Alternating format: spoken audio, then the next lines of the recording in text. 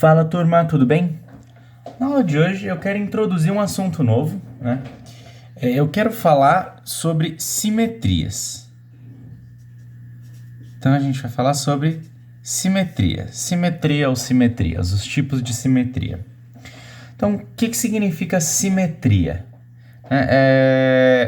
Simetria, a palavra vem do grego, significa com medida, né? Mas a ideia que a gente quer trazer quando fala que algo é simétrico é dizer que, olhando de certa forma um dado objeto, a gente consegue ver uma repetição, ou pode ver que a forma não se altera quando a gente olha para ele de determinada maneira. Então, por exemplo, a gente pode pensar numa simetria por reflexão. Então, um tipo de simetria, um exemplo de simetria, são as simetrias por reflexão. O que é a simetria por reflexão? Vou explicar para vocês. Simetria por reflexão. A simetria por reflexão é a ideia de você pegar um desenho e quando você coloca um espelho em um determinado eixo desse desenho, né, o que você vê refletido no espelho é o que seria a nossa figura. Então aqui eu tenho um exemplo, um tsuru. Tsuru é um origami, né? Na verdade, a maioria dos origamis tem simetria por reflexão. Esse exemplo aqui de origami é o origami de cegonha, uma cegonha.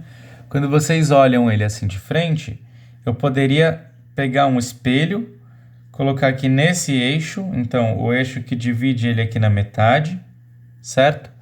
E aí eu tenho o lado direito da figura, o lado esquerdo da figura, e se a gente cortasse ela na metade, descartasse o lado esquerdo, por exemplo, e colocasse um espelho aqui, o que a gente veria seria algo muito próximo do que o nosso tsuru já é. Então, cortando ele na metade, né, cortando ele exatamente aqui na metade, a gente obtém lados separados com o mesmo desenho, exatamente o mesmo desenho. Aqui eu tenho um outro origami, que também possui um eixo de simetria aqui por reflexão. Né? Então, se eu divido essa estrela em duas partes, essa flor, estrela, não sei, eu dividindo ela, né, eu posso espelhar uma das partes e a gente obtém a figura simétrica. Então, isso é uma simetria por reflexão. Um outro tipo de simetria que existe, além da simetria por reflexão, é a simetria por rotação. Então, o que é a simetria por rotação?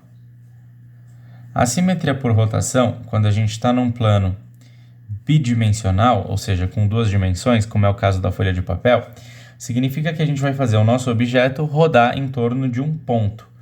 Então, pegando um ponto aqui, colocando o centro do nosso objeto sobre esse ponto, falar que ele tem simetria de rotação significa dizer que, se eu fizer uma rotação em um determinado ângulo sobre esse ponto, né, o nosso objeto permanece com o mesmo formato.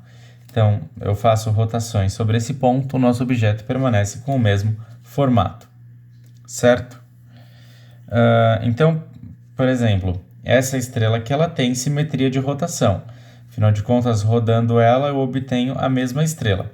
Agora, o tsuru não tem simetria de rotação, né?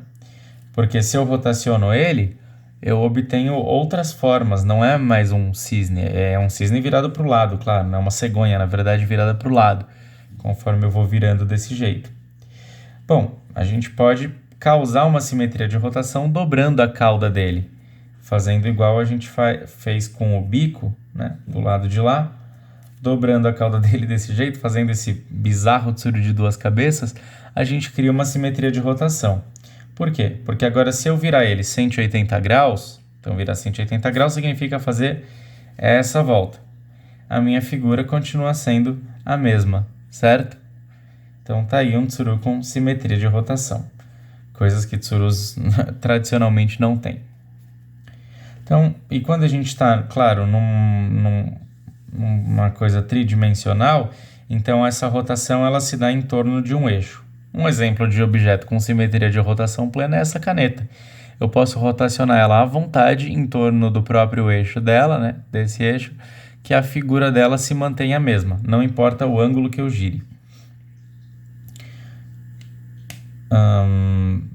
Assim, essa caneta, então, ela tem simetria de rotação, eu posso rodar ela aqui nesse sentido que a figura se preserva, e ela tem também uma simetria de reflexão. Por se tratar de um cilindro, se eu corto na metade, olho só para a metade de cá e espelho essa metade aqui, né? O que eu vou ter vai ser uma estrela igualzinha uma estrela não, vai ser uma caneta igualzinha à caneta original, tá bom?